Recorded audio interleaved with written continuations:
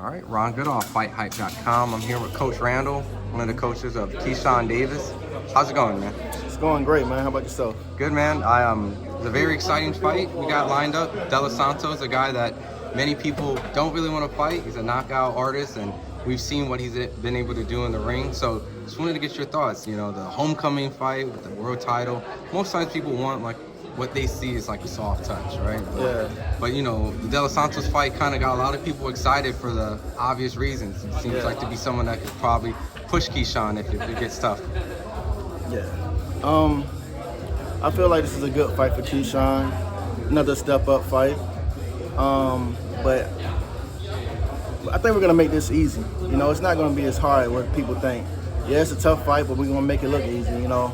I know De Los Santos been on a layoff, but I know he's coming to, you know, bring it. You know, he's gonna be ready. We're gonna be ready too. You know, I know. You brought that point up. You know, fans might be a little fickle on certain aspects of the inactivity or certain cases. Why is that debunked in the case where, you know, him coming to this fight? You know, obviously Keyshawn is your guy, so you're gonna back to win. But if it was anybody else, you know, he could pose a serious threat and potentially could win the fight. Because there's a lot of hate, man.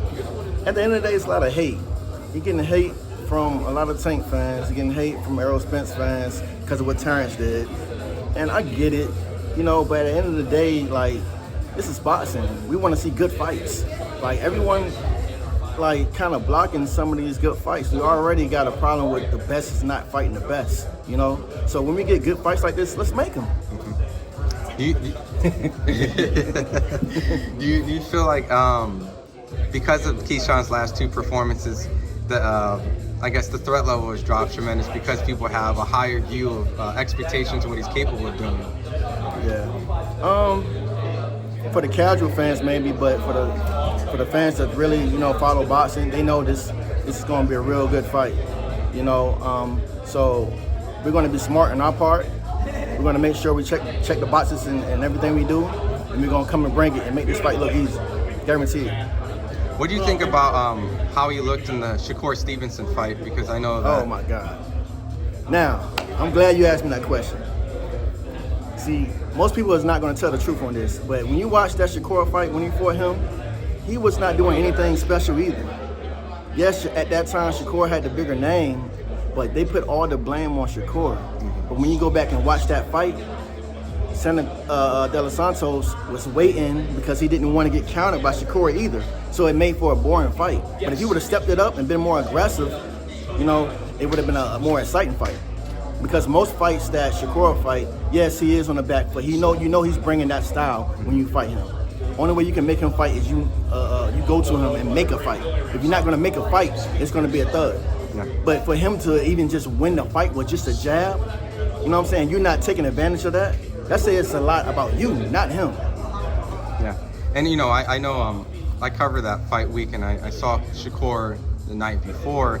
Everything kind of plays a little bit more now, but I know that he was compromised because he was injured, and it becomes even more hindsight now that fans have kind of doubled down now, saying that his hands are brittle and things of that nature. But when you look back into it, like you mentioned, Shakur had a fight with just simply the compromised state that he always had. So I know that Keyshawn and Shakur, they're both in the same weight class. You know, they're friends, and I know that boxing fans want, you know, bloodthirst between what's considered they feel is the best versus best. But at some point, the narrative will continue that they're going to want them to fight.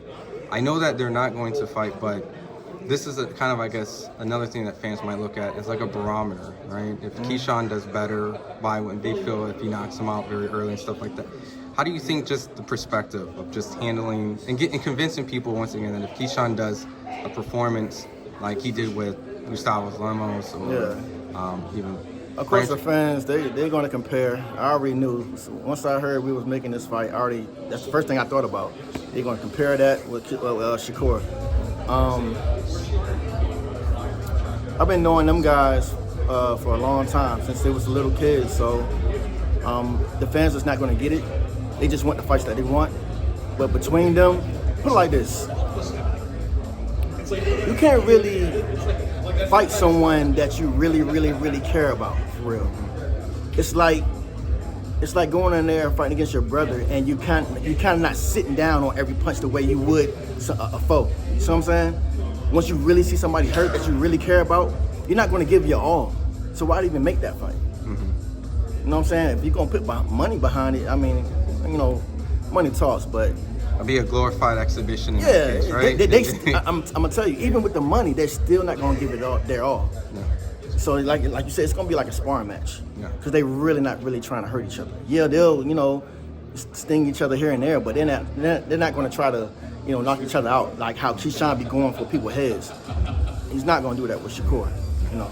And lastly, on that is, I know that they fight differently. They both are silver medalists, so their pedigree is in sync and they're equal. So, right.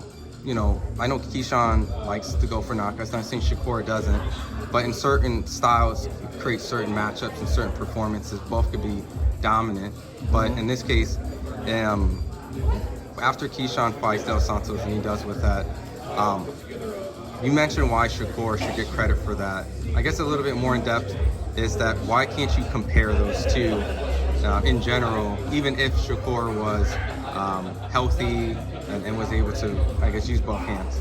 Really, I mean, if you think about it, if you really go back and look at some of Shakur fights, he really only had 2 fights that you can say that he won't really letting his hands go like that. One was the De Los Santos fight, and the other one, what was the guy?